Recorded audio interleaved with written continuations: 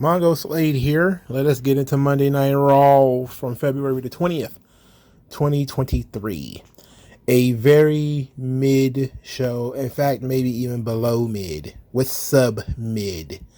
Uh, Coming out of the Elimination Chamber, which had a lot of momentum, we get a very basura episode of Monday Night Raw, in which I was tired, not even halfway through. But still, some things happen that we must discuss. And since I am in the discussing stuff business, I got to talk about it. All right. So there's not much in the way of news and notes, but Cody Rhodes did make a comment. And we'll do that during the Cody Rhodes segment. And Ariel Helwani decided he went after Coach and Big Span and Tony Khan and all of those guys, but I'll do an extra video on that stuff rather than, because I want to be able to sit down. I don't have the energy right now to do it. I'll probably do it in the morning or something like that. But just know, I did see it. All right, I saw Ariel Helwani, and Big Span's reaction is to basically spurg out, and it's hilarious. Anyway, we're going to move into Raw very quickly. So Sami Zayn is the first thing we get on the show. And before I get into his promo, I want to say that Sami Zayn has developed the same exact look and demeanor of both Mick Foley and Daniel Bryan. Like, there's something very odd about how this archetype, this character, keeps finding a way to look the exact same way. With the exception of Foley being, overweight and missing an ear, the unkempt hair, the wild beard, even though, Foley's was it was like a goatee, but he was wearing a mask, so it looked like it was a beard all over his face. Like, the scruffy look, like that look, there's something about that look that fits this character. It's not, scrappy underdog. It's hobo-ish, It's literally guy looks like he doesn't sleep. And it's like, like it's incredible sympathy in how that guy looks. I don't understand how that happens. Anyway, let's move on. Sami Zayn feels gratitude, thanked the fans. Said he was feeling guilty, felt like he left everybody down, but the story isn't over. The story will never be over, but we are entering the final chapter, and he called out Kevin Owens. He thanked Kevin Owens for saving him, apologized to him, says that they said some things to each other, and they're not sure that they could take those things back. But they both want to take down the Bloodline, and they both have failed to take down the Bloodline solo. So he wants to work together. Kevin Owens was a little perturbed by this. He is not happy. Says he doesn't want or need Sami Zayn's apology, and that he attacked the Bloodline for his family and for Sami's family, and that he has been fighting the Bloodline for months alone and will keep it that way. Said he meant what he said before Survivor Series. He's done with Sami Zayn. And if Sami Zayn needs any help, he needs to ask his buddy Jay. Nailed it. I think we nailed it, right?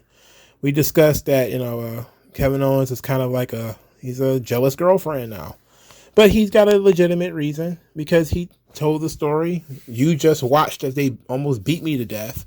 So I watched as they almost beat you to death, He's not going to be a better man than Sami Zayn. That doesn't fit Kevin Owens' character anyway. He's not a noble, guy who's going to rub Sami Zayn's face in it. He's going to treat Sami Zayn how he's been treated.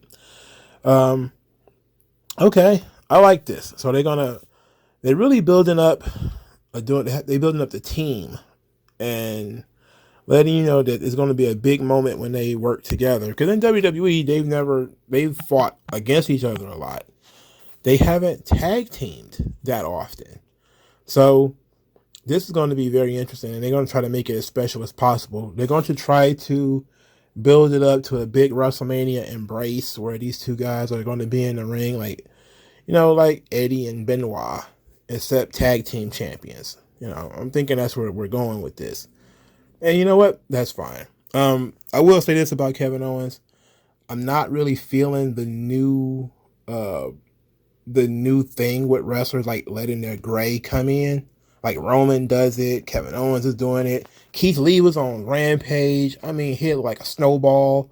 Like these guys are in their mid to late 30s. You know, I'm in my late 30s. I don't have that much gray hair. You know, I know like most of them got kids. Like Roman got hella kids, and I think Kevin Owens got kids too. But I'm like, bro, you know, I get that you're aging, but come on. I got a thing with the gray hair. I'm just kind of like, let's not do it. Ric Flair was in his 40s and he didn't have gray hair. You know, like sometimes it makes you look distinguished, as you know, if you're like, you know, James Bond or something like that. But other times, bro, you just look like you don't sleep. Like, you know, you eat Cheerios in the middle of the day and take naps all the time. It's like, I don't know, man. Get it together. You know, like, please get it together. Tighten up. Just tighten up. General tighten up. All right, so as Sami Zayn is doing his Disney princess wave as he's leaving the arena, he gets attacked by Baron Corbin. They fight a little bit before security and Adam Pearce hold back Baron Corbin. I mean, they hold back Sami Zayn. I'm sorry. Baron Corbin's in the ring calling him pathetic, said that he embarrassed his family, he embarrassed his country, he embarrassed everybody, and that Sami Zayn didn't belong in the ring with Roman Reigns. And he knows this as the last person to beat Roman Reigns, that it was impossible for Sami Zayn to beat Roman Reigns. So they have a match in which Sami Zayn beats Baron Corbin. The issue I had with this is that Sami Zayn gave this guy way too much offense. I'm sorry. Baron Corbin is roadkill. He should have been beat a lot faster than this. And then they gave him a win. It didn't come across as being fluky, you know, but it was also kind of fluky. Like he chased, you know, Corbin made a mistake and turned around and he capitalized on that mistake. It's a good finish for an underdog character in Sami Zayn. He didn't just overpower him and squash him. But Baron Corbin is dead. I mean, this guy's just dead in the water. I don't understand why he gets so much time on TV. I'm not understanding it. All right, so that was the Sami Zayn segment of the show. He got a huge pop, but not nearly as like the pop that he got in Montreal. The crowd was still well behind him. Nothing was truly diminished. And when he said he felt like he let everybody down, the crowd said, no, you know, no, they didn't. No, you didn't. You know, you did the best you could, you know. To this, let's go into Dave Meltzer. Dave Meltzer went on Wrestling Observer Radio, him and Brian Alvarez, and they're still arguing about this probably as I speak, about why Sami Zayn didn't win the title. There are some WWE fans that are offended that Dave Meltzer went to Battle in the Valley rather than watch Elimination Chamber. You gotta understand, Battle in the Valley was basically in his backyard. Let's not be ridiculous. All right, just because we don't like Dave Meltzer doesn't mean we have to be idiots. Okay, he went to a live show rather than watch. I mean, the Peacock show was going to be there afterwards. You know, it was okay. And then plus, and to my understanding, you can watch both. Like he could watch one of them on his phone and watch the other one. But let's not get ridiculous. In terms of his statement that Sami was the draw on SmackDown and he did huge numbers without Roman being on the show. And this led to an interesting thing because somebody sent a question to Dave Shearer, a PW Insider. They redacted Meltzer's name, but basically printed word for word what he said, that Sami is the biggest draw that WWE has, and he's the biggest draw the television draw they've had in a long time, and why wouldn't you put the title on your biggest TV draw and all this kind of stuff. And Dave Shearer legitimately said this seemed like it comes from a news site, and he said he didn't know who it was. And when he said news, it was spelled with a Z, like an aggregator. Like it might have come from some Johnny and his mama's basement.net. But it was Dave Meltzer, the #1 wrestling journalist in the United States who his opinion is that Sami Zayn is the real draw. And it's like, okay, you truly believe that? Look, man, that's going to be some rub off. They've done a great job with Sami Zayn. They've done a good enough job with Sami Zayn that people believe when you hear his theme song and you see him, he's going to do something good. But let's be honest, and I think Dave Scherer nailed it when he said the story is the draw. People want to see what the next development is. Not necessarily Sami Zayn, but what is going to be happening next. I think Dave Scherer actually said that, Roman Reigns is still the draw. Since Sami Zayn is part of that story, it's kind of rubbed off on him. And plus, I don't think the people knew Roman was not going to be on SmackDown. I think some people kind of assumed that he would be. And it just so happened that he wasn't. But I still think it was the story. You put Sami Zayn in the ring with Cody and Roman and Jay and all these guys, and these are really hot segments and they're really dope. People become, accustomed to that. So when they see Sami Zayn or hear Sami Zayn is going to be on TV, they turn it there, because they want to see what the next development is in this story. And that helps the performer get over even more. So it's not particularly that Sami Zayn is like this huge draw, which I'm pretty sure he's a better draw than he was 2 years ago.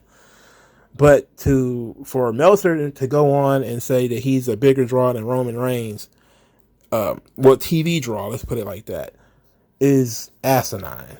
It's just asinine. And I'm not even going to be fool enough to say that just because Montreal was hot for Sami Zayn, it's like, no, there's been plenty of cities that was in the United States that were super hot for Sami. I mean, when he was doing the honorary Uce stuff, man, there were cities going crazy for Sami. They loved him. That still does not mean you put the belt on him. At least not right now and not in this situation. It's just, I get it that people don't understand how stories are told, but defeat is often an interesting part of the story as it really tests your support of the hero. Like if you quit on a guy just because he lost, then were you really a supporter? Because everybody's going to lose, everybody's going to fail, everybody's going to fall short. But it's also about teaching good character. That's what defeat is about. This is what sports is about. Good sportsmanship. You teach kids through losing how to not just deal with losing, but how to deal with disappointment, how to deal with disappointing other people. There's a lot of stuff that goes into the psychology of losing. Sami lost, admitted that he felt bad about losing, but he's not going to give up. The fight's not over. He's not completely moving on. He's still kind of doggedly on the bloodline thing. He still wants to fight the bloodline. It's not over. And that attitude keeps people engaged. There's going to be some people who are going to be heartbroken and, crestfallen as Sami Zayn didn't win the title in Montreal.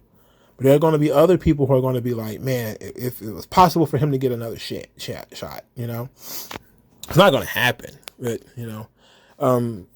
I think people really want Cody to get flipped on, and it hasn't happened yet. I think you can stop counting on that one. I just think you need to just chill on that. Okay, let's move on. Meltzer is a dumb bot. Him and Alvarez sitting on Skype talking about Sami being the biggest TV draw they've had in years, and these are bigger numbers than Roman, and you've already sold WrestleMania. You don't need to we're just gonna have Cody versus Sami Zayn at WrestleMania, because just think about this kind of stuff, man. These guys who are against hot potato in the championship, that's what they say anyway. They want you to hot potato the title. Drop the belt to Sami, and then he just wins it right back. Like Lex Luger and Hogan, he wins it, it's a big match, it's a big moment, yada, yada, yada. Then he drops the belt two weeks later. It's like, that's dumb. I've seen so many people try to use that Mankind excuse. Like, hey, in the run up to WrestleMania, what was it, 15? The Rock lost the belt twice. And I was like, yeah, that did happen, didn't it? Just think about how much better it would have been if he didn't lose. If he, had beat the tar out of Mankind. He beat the tar out of some other guys. And he seemed like he was unstoppable, and then Steve Austin stopped him. Just think about that. And plus, that first title win was because of Steve Austin. Steve Austin actually helped Mankind win the title the first time. And it was mostly about screwing Vince, not necessarily about screwing The Rock. But there's people going to continue. They're going to continue to argue that one forever. But it's situations like that that make stories matter, that you are invested, because sometimes the heroes don't get what you think they deserve. But if you are really into that person, you should double down. They'll get them next time. Otherwise, just admit that you just wanted the feel good moment for that time. You have no self-control. You wanted that dopamine hit. You wanted to see that pop. We just need that pop, bro. And then what? You throw your whole story into the shredder for one night in Montreal. It just literally makes no sense. Okay, moving on. Rhea Ripley. Rhea Ripley says that she's moving on from Elimination Chamber, and that Beth Phoenix admitted that she was the real deal. Said that Charlotte is living in 2020, and in the present time, she's the best, and she doesn't make the same mistakes twice. And Charlotte wants to put her in her place. He says, good, because my place is the SmackDown Women's Champion. Dominic was sitting there, and I think he breathed too heavy into the microphone and got booed out of the building. But he did add that he was going to do terrible things to Byron Saxon. He's going to treat him like he treated people in the yard in prison or whatever. They really toned down Judgment Day in this show, which was probably the right decision to make. I'm really into the Rhea Ripley promo. I thought it was good.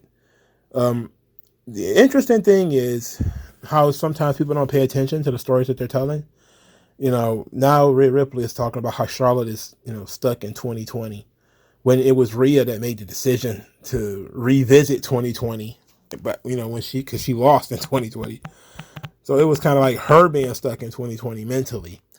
But it's something she has to overcome, so that's good. And I liked how she turned the phrase of Charlotte saying she's going to put her in her place. I like how she turned that phrase. That was not bad. All right, so Austin Theory is here. He starts talking about John Cena returning in 2 weeks, said that nobody cares. He doesn't care. Who cares?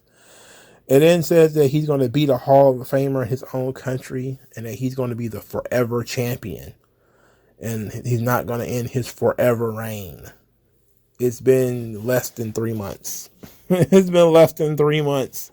And it's a forever reign. Oh my goodness. I'm telling you, they're not doing a good job with this kid. Like, he's not terrible, obviously. But it's about time to give this kid some substance to the things that he says, All right, Edge. Edge was happy that Judgment Day was in the rearview mirror. Said that he's back to achieving his goals that he had when he came back, and said that it's been a long time since he won a championship, and the window's closing. Doesn't have a lot of time left. So that Austin Theory has all the physical tools, but what about those mental tools? And that it's a cliche for a reason, but with age comes wisdom. And that all of this stuff can be taken away from you really fast. So we're going into this thing with Edge feeling really motivated to win a championship. He hasn't had one in a long time. He chose the United States title to win. These are decisions that these characters would not have made 2 years ago. It's that kind of thing. Like 2 years ago, Edge wanted to, at 48 or whatever he is, decide he wanted to be the United States champion. Come on. I get what they're doing here. I'm with Triple H and Edge on there. Let's push the young guy. Support that. But, gotta suspend you. If you asking me to suspend my disbelief, I don't believe that Edge just, I'll be the United States champion. I don't know. Moving on. The main event, Edge versus Austin Theory. So, the match was pretty solid. Solid match. Austin Theory really can work. Edge, of course, is awesome. Edge counters the monkey flip, lands on his feet. Very impressive for a guy his age. Um, Finn Balor came in near the end, it was about 15, 20 minutes in to the match. I kind of saw the Finn Balor thing coming. He kicked Edge in the back of the head. Edge got hit with Austin Theory's finish, and Austin Theory wins. Then he promptly vacates the ring so that Finn Balor could beat up Edge and give him 3 coups de grace. And that was it. That was the end of the show. Kind of flat. Very, very flat, if we're being honest. The heel wins, and another heel was standing tall at the end of the show. They clearly, you got Finn Balor and Edge. So they're going to continue this Finn Balor and Edge thing, which is fine. But the Judgment Day feud has been going on for almost a year. Now, I know a lot of people think it's going to be Demon Finn versus Brood Edge in a Hell in a Cell match. And maybe it will be. But it's difficult to get too excited about a feud that's been going on for a year. And, a pretty mundane way of interfering at the end of the match and all that kind of stuff. After Edge has, of course, oh, it's over. We're not dealing with those guys anymore. And it's like, okay, well, you didn't ask that guy if he was done with you, So, all right. The thing is, Finn Balor kind of needs to win. I wasn't expecting him to lose at Elimination Chamber. So he needs to win against Edge, which, puts Edge in a terrible position because he probably also needs to win that feud. I don't know. The Finn Balor Edge thing, I don't know. I like the idea of the sort of two demonic, devil, dark side of these characters finally meeting, but do we keep beating the demon and he's going to be around for at least a little while longer? Or do we have Edge, quote, not finish his story and he gets a big loss hanged on him at WrestleMania? The thing about Finn Balor is he's been around for a while. He's very well respected. He's very well liked. But he doesn't have a big staple victory. There's no, outside of being the first Universal Champion and some of the stuff he did in NXT, he doesn't have that one major moment that when his career is over, we're going to be like, wow, remember Finn Balor? Remember that guy? And that comes with being, crafted over time. There's always going to be, even if you don't like Seth Rollins now, there's always going to be that time he hit Roman Reigns with the chair or when he cashed in at WrestleMania. There's moments. Of course, Roman has moments. Everybody should have moments. Finn Balor, very well respected, won championships quite often, doesn't have any real moments. No real moment. I guess the top rope breaking and randomly in a match against Roman Reigns. I guess that's it. Him being reborn in the middle of a match, I guess. But, he doesn't get he needs a staple win. He needs a win that people can remember. He needs moments that people can remember. Right now, I think if Finn Balor were to retire next year or in 2 years, he would have had a really good career. But he'd be like, Tito Santana or something like that. When people would be like, oh yeah, he was a great little mid-carder, the mid-carder of my generation. Like if he wants to break through and be really a top star, they need to start crafting moments for him. And maybe that's what Edge is trying to do. They're going to have this Elimination Chamber match. It's going to be the biggest match Finn Balor's ever been a part of since he joined WWE. Outside of a title match, it'll be the biggest match he's ever been a part of. And if that's going to be the case, kind of like Finn Balor should win. But such as Edge said, this is his last year. His time is running out. But I don't know. It's very difficult to say. Very difficult to say. But I want more for Finn. I don't think he's at this point. I'm not sure he's ever going to break through as a main event act. And that's unfortunate. But I don't think it's ever going to happen now. So yeah, that's real unfortunate, isn't it? They did 3 shows in Canada. each one featured Canadians losing. You know, like each one features Canadians letting everybody down. Two of them featured Canadians losing in the main event. So Canada sucks. Canada sucks. That's what I learned from this 3-day excursion into Canada. We're going to put the Canadians in championship matches and top matches, but they're not going to win, of course. Why would you do that? All right. Austin Theory beating Edge would have been a lot better if he'd just beat Edge. You know, this idea that he constantly needs people outside the ring to help him. Like, it's the difference between Austin Theory and Roman Reigns is that Roman has already established. So the cheating comes, and it comes across as a double unfairness because Roman doesn't really need to cheat. So it's kind of doubly unfair that a big, strong, muscular guy like Roman needs to cheat. And, you know, Austin Theory's a muscular guy too, but he's not as well established. And also, I hate his finisher. I absolutely hate that move. It's like a net breaker on his knee or something like that. It's awful. But having Austin Theory beat Edge clean, I get why you wouldn't have that happen. But it would have been a nice feather in his cap if he at least beat somebody clean. You know, he beats. I get it. Heels should not be winning clean. It's probably, but the idea that this guy just is like last minute, somebody's going to pull his fat from the fire every single time. This comes across as people are not really going to get behind it, you know. But John Cena will be back in 2 weeks, and so they're not going to shoot that angle with Austin Theory and John Cena. And no doubt, this was all about heating up Austin Theory right now. Give him the big win at Elimination Chamber, have him beat Edge. Then he can go on TV and people will say, oh, you know, this is the hot shot, the young maverick that's going to get in there with John Cena and get in John Cena's face. He's going to be riding a wave of momentum. It's like, I guess we're supposed to forget the whole 6 months before that when he was doing little to nothing. But I like Austin Theory, so I support it. I'm with the agenda. I'm with the push Austin Theory agenda. So even though it's another dirty win, it's a meaningful win. It matters. It's something that his character can talk about, but again, I need some substance to this character. I'm talking substance, like real substance.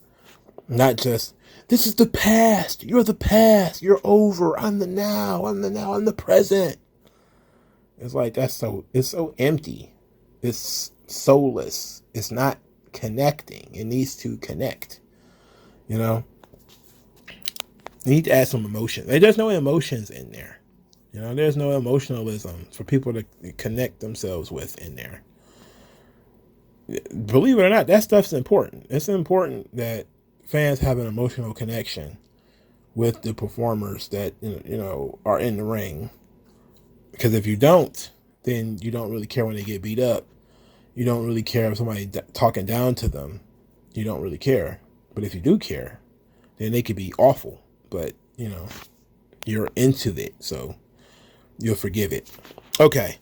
Dolph Ziggler and Mustafa Ali. The match was like 3 minutes. Thank God. Mustafa Ali wins by doing a handspring out of the Fameasser and using a crucifix pin. Clearly, this was built on their long history of Mustafa Ali badgering Dolph Ziggler for no reason. He just blames all of life's problems as Dolph Ziggler's fault. His hair is long and stringy. It must have been Dolph Ziggler's fault. You know, it's nutty. You know, he's a skinny man with skinny arms. It's Dolph Ziggler's fault, clearly. He keeps using the gym. But Mustafa Ali backstage is mocking Dolph Ziggler. He tried to give him some advice, talking about, you know, maybe taking my vitamins and saying my prayers. And so when he comes out, he's, you know, saying his prayers and doing all this kind of stuff, just being real sarcastic and being a sort of a douchebag. But we don't need to spend too much time on this. I don't think anybody cared about this match. Despite the TV time that was put into it, I don't think anybody gives a damn. Dolph Ziggler's one of those guys, people, you know how good he is, but they're not invested. They're not invested anymore because he's failed so many times over the years. And I think people have learned helplessness when it comes to Dolph. They get the picture, they get it. You see Dolph is a good hand. Mustafa Ali, he couldn't get over it with a rocket ship. It's just not going to happen. It ain't going to happen, bruh. All right, The Miz. So The Miz actually did not spend a lot of time talking about his 3-point shot, which, probably was edited out by Triple H. But it's something Vince definitely would have let him drone on about and probably would have leased the footage for the NBA and everything, or have made it a big deal. But Miz and Maurice was backstage with Kathy Kelly, and they're talking about it's their anniversary, and Maurice got him a gift. It's like an envelope. And so apparently there's something big inside this envelope. There's something special inside this envelope. But The Miz is kind of like, I'll tell her, I'm going to get an unbiased, world-renowned journalist to tell me about it. And then he said, me, I'm the unbiased, world-renowned journalist. And he's going to tell everybody what's in that note next week. As for this week, he's going to be wrestling Seth Rollins. He bragged about bringing Logan Paul to WWE. Said that Logan Paul is his protege, so Logan Paul is his protege again. And that he's glad that it was Logan Paul that brought Seth Rollins down a peg. So Seth Rollins later says that this is twice now that Logan Paul has cost him his WrestleMania plans. But joke's on Logan Paul. This is he's entering a new mindset. And so that people who know him have seen this side of him. But Logan Paul is going to find out and come to know it very, very well. Then he says Miz will be a perfect surrogate. This leads to Miz versus Seth Rollins, in which the Miz actually got offense in. The match ends in a ref stoppage as Seth Rollins stomps Miz in the head. And I think they're trying to go Monday Night Messiah Rollins with the laughing and, everything in the black. Because he's not wearing, well, maybe he had to wrestle this week. So maybe that was the deal. But he wasn't wearing like an outlandish suit this week. But this is pointless, if we're being honest. I get it that The Miz has a tie to Logan Paul, but probably should have just done a promo or something where The Miz is talking about Logan Paul and him bringing Logan Paul to WWE and, maybe them two even threatening to reconcile and be buddies again, even though they had a falling out just last year. The Miz is two-faced, so this works anyway. Heels should be two-faced. They don't need to be consistent. They can be hypocrites. They can be liars. Along within reason, of course. So, as far as people saying what's in Miz's envelope, I'm thinking it's probably got something to do with, I don't want to say the Andre the Giant Memorial Battle Royal. I don't know what it could be. I'm interested in what it is, and we got to wait a week to do it, to see it. But I'm interested. They got my attention. Speaking of having my attention, Cody Rhodes and Paul Heyman. It was 9 o'clock, so Cody was on the screen. He came out there, sort of not a muted reaction. I know somebody online said that Cody's reactions are going down. It's like, no, they were in front of an Ottawa crowd that was still kind of excited, but they had just sit through an hour of dreck. A very long Sami Zayn promo. That was fine, but then there was a long match with damn Baron Corbin in it. Christ's sake, give these people a break. And then you brought Mustafa Ali out there. Like, dude, give me a break. Cut me some slack. They didn't give me nothing to be excited about for an hour. All right, so Cody Rhodes comes out there, and he's immediately interrupted by Paul Heyman. So Paul Heyman is wearing a neck brace. Says that he's not coming out there due to being assaulted by Kevin Owens. And he said he's been suffering under the raggedy Canadian healthcare system. Well, he lucky they didn't put him to sleep. They didn't euthanize his ass for getting a stunner. Anyway, he tells Cody that he can't beat Roman Reigns. And then says that let's play devil's advocate. Let's give you what you want. Let's say that you did beat Roman Reigns. What would your life be like? And then he said indentured servitude. He says that the reason Roman Reigns' life is not like that is because he's got me. He's got the wise man, but you wouldn't have the wise man. He said, well, you know, your life would be like, he said, 200 days on the road, 50 extra days for charity, 330 days of international touring and promotions, 20 more days of promoting, and that's 300 days on the road. And then said, then factor in the Skype and the Zoom calls that you have to do to promote the company and promote your matches, et cetera, et cetera. Is this the life that you really want? Is this the life that you want for your family? Is this the life that you want for your family? Then he quotes Goldust by saying that Dusty was never home. And when he was home, he wasn't home. So then as things are getting a little bit more personal, he starts talking about, you know, this would be a point to where I would say something vulgar about you being gone so long, and that the tribal chief would be there to keep your wife warm. And he says that I'm not going to do that because the tribal chief is a happily married man. But I'm not. I was like, ugh, Paul, ugh. Just the thought of Paul Heyman shagging Brandy Rhodes just made me want to drink battery acid. I don't even want to live in a universe where that happens. Like, now a lot of people was, you know, speaking of battery acid, a lot of people were like, oh my God, Brandy's going to come on TV, isn't she? And I just kept saying, if you want to kill Cody's push, you really want to see a diminishing of his crowd reaction, bring out Brandy. Bring Brandy on in here, and we might as well put Sami Zayn in the main event of WrestleMania, because it is over. Once Brandy comes out, everything negative in the world is going to spill out of that closet. She needs to be there to keep the door under the doorknob. You know, just keep Brandy away from this business. It's not good. I did love this promo though from Paul Heyman, because he's talking about, you know, the stress of being a champion, being home from your young baby. He's speaking directly to Cody as the son of Dusty Rhodes, even though Cody was a little bit younger when Dusty was near the end of his career. Because he was born in the 80s. Dusty was sporadically in and out of the ring. By that point, he wasn't like a full-time wrestler. Not like when Dustin was born. You know, when Dustin was born, he was like at, I think, the mid to high point of his career. So, you know, he's speaking direct. It's a promo that's crafted specifically for Cody to be effective towards Cody, because he's talking not just about his dad, but about the life of a world champion, and how, you know, there's many world champions who their dad was on the road all the time. It'd be a great time to point out, you know, hey, it's not just you. It was Charlotte. It was Randy. How many of them say that my dad was never around? Do you really want that for your daughter? You know, that's excellent. I like that. I think it was very well crafted.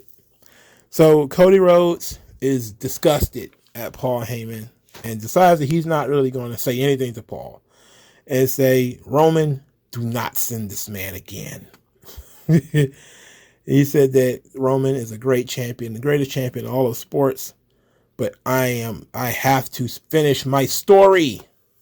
I've got to finish my story. And the crowd definitely was behind that. They cheered that in a major way. Then said that he's going to win the WWE Championship and stormed off. Now on Twitter, he said that his promo time got cut short. So I'm guessing something before this went long. I'm not sure what it would be. But I think Paul Heyman's promo was pre-taped because Cody didn't interrupt it at all. So something tells me that, you know, that was that probably wasn't that, because they probably edited that. So what went long? Probably the Sami Zayn Kevin Owens segment, maybe the match with Corbin and Zayn. But in any event, I think they conveyed a really good message. Paul Heyman is playing mind games with Cody, which is good. You know, Roman hasn't gotten involved yet. It's just kind of like the buzzards circling right now. Now that Cody is for sure the opponent, there's nothing else to focus on. Now they're going to start, you know, poking at him. You know, they started maybe a couple of weeks ago, but now they're really going to start poking at him and trying to manipulate him and get under his skin and make him, you know, lose focus and everything. I'm looking forward to that. That sounds pretty good. All right. Asuka defeats Nikki Cross. This match was entirely too long. It pissed me off, and this is where I actually started getting tired. Bianca Belair, immediately after the bell rang to start the match, Bianca Belair came out to the ring, and she's skipping, of course. Now, you would think, oh, the match has already started. They should, you know, continue to wrestle. But no, they both stopped to watch Bianca Belair stroll by. It's like, you know, you were in the middle of a fist fight and a parade came through and you just kind of like paused for the parade. Took a step back, let everybody dance and swing on through, and then you just back to throwing hands. It's like, that's like Mel Blanc cartoons. That's not pro wrestling, bro. Anyway, Bianca didn't get involved at all. She didn't even do commentary. She just sat there. Asuka wins with her new armbar submission hold. Again, Nikki Cross got way too much offense, and it really dragged the match as far as I'm concerned. After the match, Asuka spit up some blue mist and laughed. You know, the eye contacts and the blue mist and everything, she just looked psychotic. It looked great. It's a great visual. And Bianca was a little perturbed. You know, she thought she was wrestling the older version of Asuka, but she's clearly going after some new version who is a freak. She's a freak. She's spitting up stuff. It's very strange. But I was into this. You know, they need to put some heat on this thing because right now Asuka is still a face. So, again, there's nothing worse than splitting the audience. If you get to WrestleMania with a split audience, that audience is probably going to choose Asuka. Why? Well, because Asuka's changed her gimmick lately. She's been a little bit more aggressive. She's been off TV. People feel like Asuka's been screwed at pretty much every WrestleMania in which she came into it with a championship match or of any description. I think she lost. Except for I think she might have won the tag team titles or defended them or something at WrestleMania. But the singles matches that she's had at WrestleMania, she's lost. So people are going to take that into account. They're going to take into account that Bianca Belair has been the champion since SummerSlam. That she has been downplayed the entire time Triple H has been there. So, you know, we haven't gotten a lot of Bianca. They really pulled back on her quite a bit. And we're in a situation where I'm thinking if they both go into this thing as baby faces, they're going to split Asuka's way. And why would you want to do that to Bianca? I don't understand why you want to do that. So we probably need to turn Asuka heel. You know, that's what I would do, of course. And I'm saying that it would be easy. I'm saying that it's something that should be happening. Oh my God. I lost my train of thought. Where was I going with this? What's next? Carmella's next? Carmella's next. Okay. All right. So Carmella has no new game plan for WrestleMania. She wants to give Asuka a receipt for Elimination Chamber. So she wants to try to fight Asuka. Oh my goodness. How about we do something else with Asuka other than putting her in rando matches? You know, I don't know. Maybe tell us, you know, about this new character twist that she's doing. You know, let's dig into that a little bit. Maybe some vignettes about where she's been and what she's been doing and, you know, the significance of the paint or whatever. I know she did a backstage segment when she was wearing like her business suit or whatever. That would be nice. Instead of just, okay, she's going to wrestle Nikki Cross, now she's going to wrestle Carmella. Why? I don't care about her wrestling Carmella. I don't care about that, though. So later in the show, Carmella challenges Asuka to a match. Adam Pearce is all right with that. She's clearly up to no good. Then he gets a phone call from Chelsea Green, who is bitching about being sent to Ottawa, Illinois. And she's definitely going to be contacting his manager. It was funny. I didn't know Ottawa, Illinois existed, but her not being, she's Canadian, and she doesn't know that when somebody says Ottawa, they obviously mean Canada. She's Canadian. Dumb. All right, speaking of dumb, and this one is an all-timer. MVP gets on the microphone, backstage promo rather, says that Brock Lesnar is a coward. He couldn't break the Hurt Lock, so he resorted to kicking Lashley in the balls, which is all true. He kicked Lashley in the balls. That literally happened. He then said that Omos would like to challenge Brock Lesnar for a match at WrestleMania. And of course, there was a mixture of meltdown, surprise, and suspicion. There was a lot of people who were kind of like, Brock is about to wrestle Omos? What? And when I heard that, I was like, this is obviously a red herring. They're not about to book Brock Lesnar versus Omos. Omos hasn't done anything on TV in a long time. His mystique as a giant was broken at WrestleMania last year when he got beat by Bobby Lashley. And plus, it seems like the Brock-Bobby story wouldn't necessarily be over now, would it? Why would their story be over after, Brock kicked him in the balls? If anything, this thing should be as strong as ever. Also, didn't Bray Wyatt say he wanted to fight the winner of Lashley and Lesnar? We didn't even get to the show SmackDown to try to figure out what's happening. So now we've got Omos wants to pick a fight with Brock Lesnar. Bray Wyatt wants to pick a fight with Lashley or Brock Lesnar. Lashley beat the tar out of Elias and told the entire locker room that he's not going to tolerate any disrespect, which, he shouldn't anyway, because he is, the Almighty. He shouldn't have to suffer fools, even though he does sometimes. So what's going on here? What are they doing? That's my question. That's kind of been floating around in my head. I don't believe at all that Omos and Brock Lesnar is about to happen. Unless somebody really, really screwed up, I don't even see the need to have this match. We know that it will always be about the visual anyway. Can Brock pick up Omos and do the F5 and everything? But we already know he can. So what would this match be about? It wouldn't be about that. Something tells me this is probably going to be MVP's way of luring Lashley back into, the fold of the Hurt Business. And it will end up being the Hurt Business, versus Brock Lesnar in a way. I know some people take this stuff at face value, and they see, Omos going to be challenging Brock. Oh my God, they're going to have that match. That's going to be the match. I'm kind of sitting here like, yeah, but Bray also made a challenge that kind of went unrecognized. I'm guessing Brock is going to show up on Raw. He's probably going to beat up Omos. But he's, let's say MVP has a contract, and Lashley's going to show up to steal that contract, let's say, and agree to fight Brock again at WrestleMania. That's what I'm thinking. Something like that's going to happen. I pray that Omos doesn't wrestle Brock Lesnar, because I really don't have an interest in that.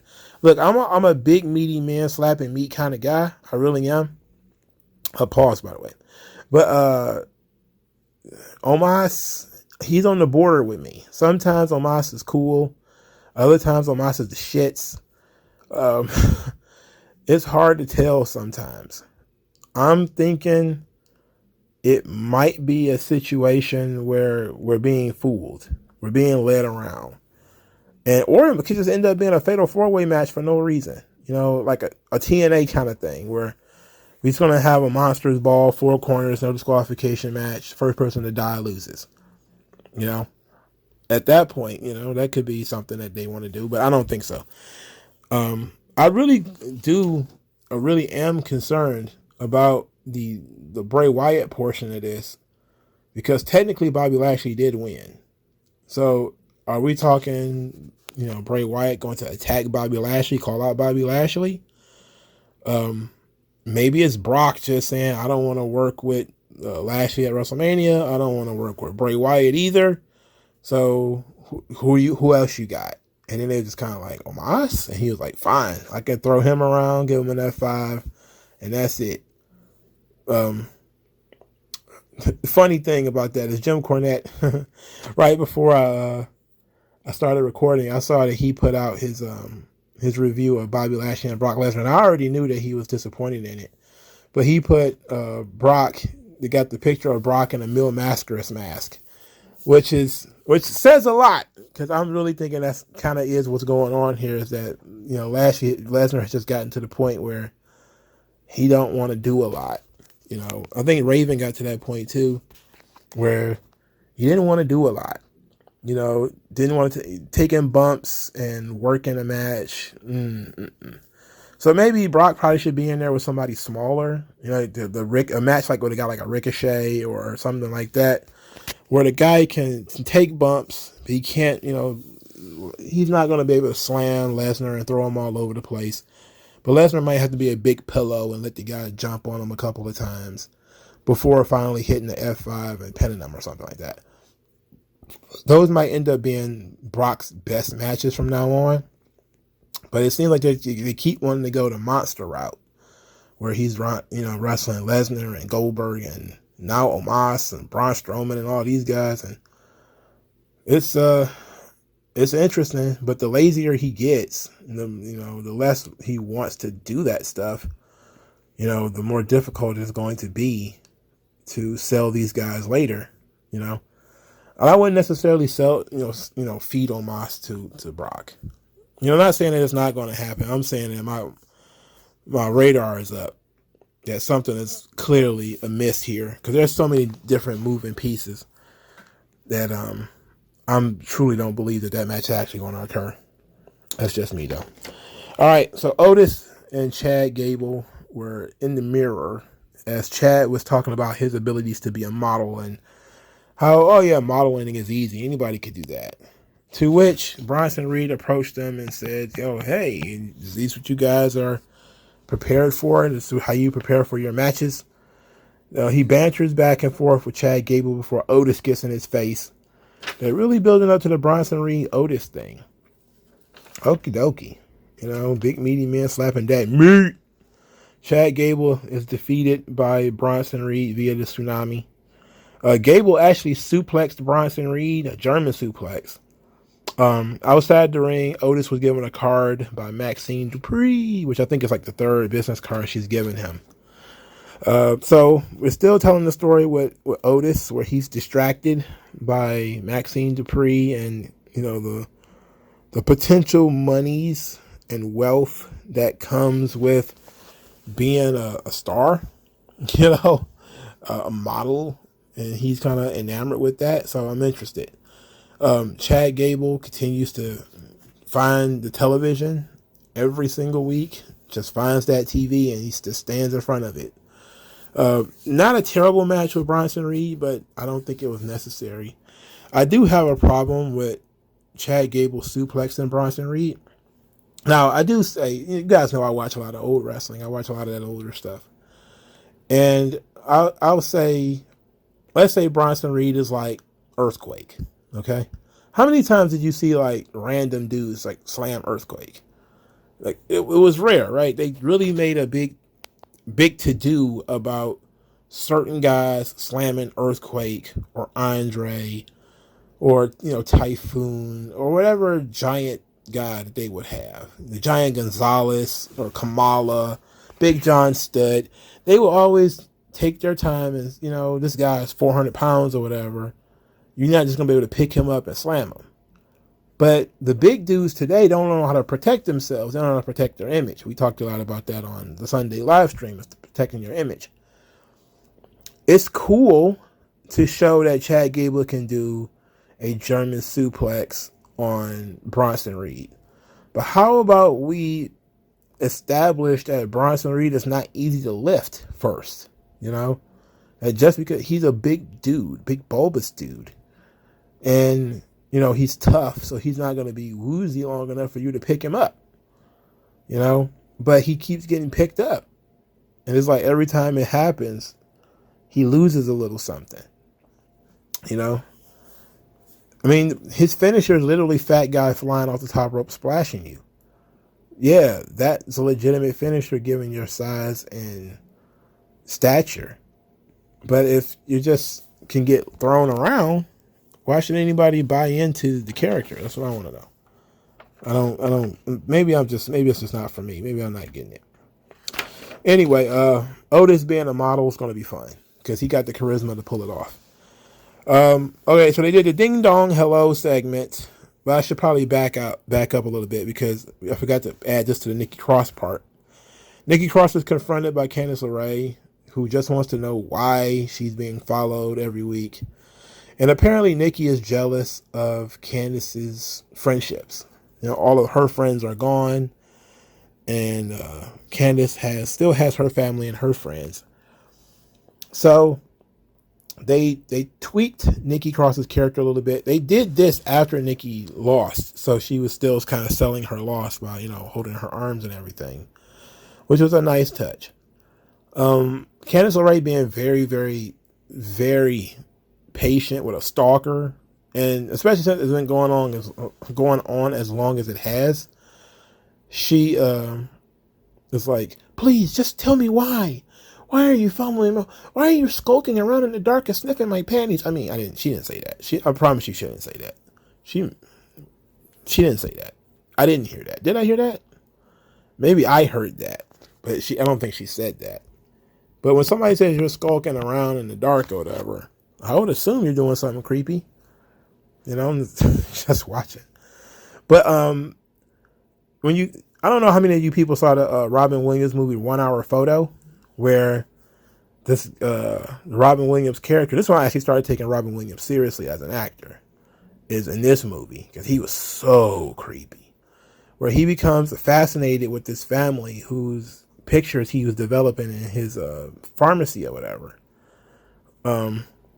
And that's kind of what they're doing with Nikki Cross, where she's become attached to the Gargano family, and she's become obsessed with them.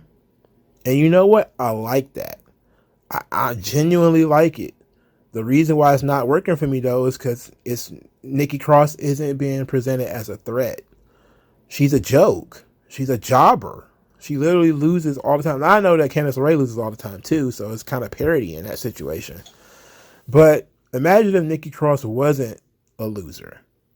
If she really was, like, legitimately dangerous. You know, it would come across like a horror movie with her standing back there with the crazy eyes, snooping or whatever, and she's like some kind of unbeatable killing machine. Then Candice LeRae could be like, oh my God, not only is she a creep, but she's a dangerous creep. But that's just me. You know, that's just me, though. All right, so Nikki Cross, they're teasing the return of Sanity, which I like.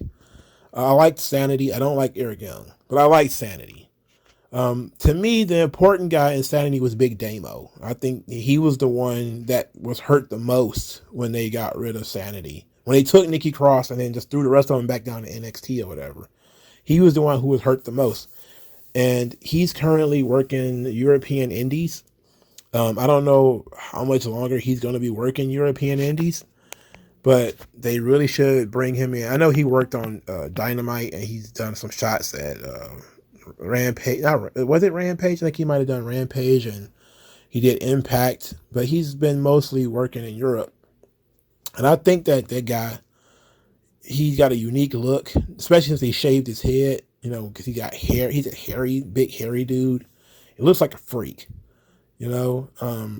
I think that he would really work on this roster. And he'd be a great opponent for Johnny Gargano because he's big and muscular and freakish. And it's a great striking counterpoint to the smaller, quicker Johnny Gargano. If I have to suffer through Eric Young for that to get Big Damo back, I'm cool. If we get Wolf back, that might be nice too. But they actually talked about it, I think, on some show that Alexander Wolf was trying to bring Big Damo in so they could reform Sanity. But I'm thinking Sanity is going to end up being Damo and Eric Young and Nikki Cross. and we probably won't get Alexander Wolf. You know what? They probably don't need him. I liked him in Imperium more than I liked him in Sanity, to be quite honest. But we finally told everybody why Nikki is following Candice around. But since we just saw Nikki lose, and Nikki always loses, it's hard to get people to care about these characters. It's just hard. Not impossible, clearly, but it's more difficult. It's more difficult. Okay, let's move on to Ding Dong Hello. So Bayley invited Damage Control on Ding Dong Hello because they're underappreciated and wanted the world to hear their voices. So Dakota Kai gives credit for Bayley for all of their success. And then she's interrupted by Becky Lynch. Becky Lynch comes out, accurately talks about the titles not being defended anytime within the last, couple of weeks. She said that the titles are getting dusty, that there's spiders in there. She would like to take those titles and clean them off. She wants to dust them off and take them. Bayley got loud, started yelling that Becky has no friends, which led to Lita coming out. Lita said she wanted a 5th world title, but seemed like that wasn't going to happen, but she likes the idea of being a tag team champion. They challenged Damage Control to a match, to which Bayley said no, because of course she did, and said they don't deserve it, which they don't, clearly. They just formed a tag team literally 10 minutes ago. Becky Lynch gave their resume, which is individual resume, it's not a tag team resume. Then Lita says that if these two are really the greatest tag team of all time, like they said, they should take the opportunity to prove it, unless they were scared. They got the crowd to start chanting that, they were scared. So Bayley accepted the match. And therefore, next week is going to be Lita and Becky Lynch versus Damage Control for the Women's Tag Team Championships. Now, there's a lot of different ways for them to go with this. Clearly, the way that a lot of people want them to go is for Lita and Becky to win the titles. If Dakota Kai is legitimately injured and she's still injured, I think that's the reason why they haven't been wrestling, is Dakota Kai has been injured. And if they can't wait and they just want to take the belts off of them now, okay, I think it screws Damage Control in the long run, but who cares? Damage Control sucks. Now, my whole thing was the women's tag team titles where you can legitimately do a fatal 4-way or something like that. And it's a legit thing for you to be able to pull off. What do we do with like Shayna Baszler and Ronda Rousey? Now, if you want to do Shayna Baszler and Ronda Rousey versus Lita and Becky, I like that. But then there's going to be women who are top girls who probably could get put in the tag team. Like, again, I don't want to be like every match needs to be a fatal 4-way or triple threat or whatever.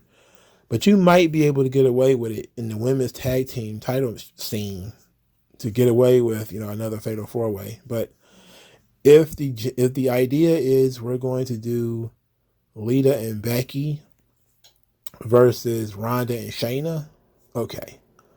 Anything else would be uncivilized. But you're looking at Shotzi not being on the card, Sonya Deville not being on the card, Liv Morgan, Raquel Rodriguez, unless they get put in singles matches or some other kind of match. Maybe the women's battle royal gets more attention this year. But I don't know. I like the idea of Ronda and Shayna versus Lita and Becky, though. But what does Bayley do for WrestleMania? That would be my question. Now, it hit the internet that Trish Stratus was supposed to be involved in this. She actually traveled to Ottawa from Toronto, I think is where she lives, and was turned around, or she left the building, due to a change in creative. So this led to a lot of people saying, okay, it's supposed to be a 6-person tag or whatever. And you know what? I'm okay with that. A 6-woman tag. If it's not going to be Lita and Becky versus Damage Control, or Lita and Becky versus Ronda and Shayna, but instead Lita, Becky, and Trish Stratus versus Damage Control, which would include Bayley and Dakota Kai and Io Shirai, I'm not against that. That's fine for me. You know, I think it'd be cool for Bayley. It's a good match for Bayley. If she can't get a singles match at WrestleMania, then getting to wrestle Trish and Lita in both in the same match should be pretty fun. You know, it's a good rub for Damage Control. It's a great rub for EO and Dakota. But of course, then you'll have WrestleMania will have no women's tag team title match. Now, a lot of people wouldn't care about that, but some people would. So that would be up to you guys whether you actually care or not. I think either option is fairly solid. I kind of had the women's division pegged for there being like a tag team championship match at WrestleMania. But if you're going to change the titles before then, fine. If you're not going to, I would prefer the Damage Control went into WrestleMania with the belts and then maybe lost them afterwards, rather than them losing them now. Because if Becky wins the belts, she's gonna want to defend them at WrestleMania, right? That would be like the goal, right? If she doesn't win the titles, then Damage Control continues to be the champions. Then you could just have Damage Control wrestle on the 6-woman tag. Because then, of course, they would have cheated or something in order to maintain the titles. So that's intrigue. That's interest. I just don't see them sending Trish Stratus home. Like, oh yeah, we don't need you, Trish. Go home. I'm like, what? Especially if Vince would have been there, they'd have found a way for fucking Dakota Kai wouldn't have been in that joint, and Trish Stratus would have been in there. I can only imagine. Vince hears that, yeah, we sent Trish Stratus home because she didn't fit in a Dakota Kai talking segment. I bet Vince like, man, I can't wait to sell this motherfucker. I'll sell the joint to the Chinese in order to get y'all out of here. I'll sell it to the Atlanteans, to the Kukulkan or whatever the hell. I'll sell it to Wakanda. Anybody to get y'all dumbasses out of here. Because apparently y'all stupid. If we bumped Trish Stratus so that Dakota Kai can have a microphone, we're dumb. You know, especially the reaction she would have gotten. But if they're trying to wait until a specific time, because I think this is like the second or third time that they were supposedly going to bring Trish Stratus onto this thing, which is why I also say take it for a grain of salt when it comes to wrestling media. Because it's like the second or third time I've heard that Trish Stratus was supposed to be a part of a scene, and then they changed the creative at the last minute. It's like, I know this woman ain't just going and hang around backstage. And then they're like, oh yeah, we changed our mind. Come on.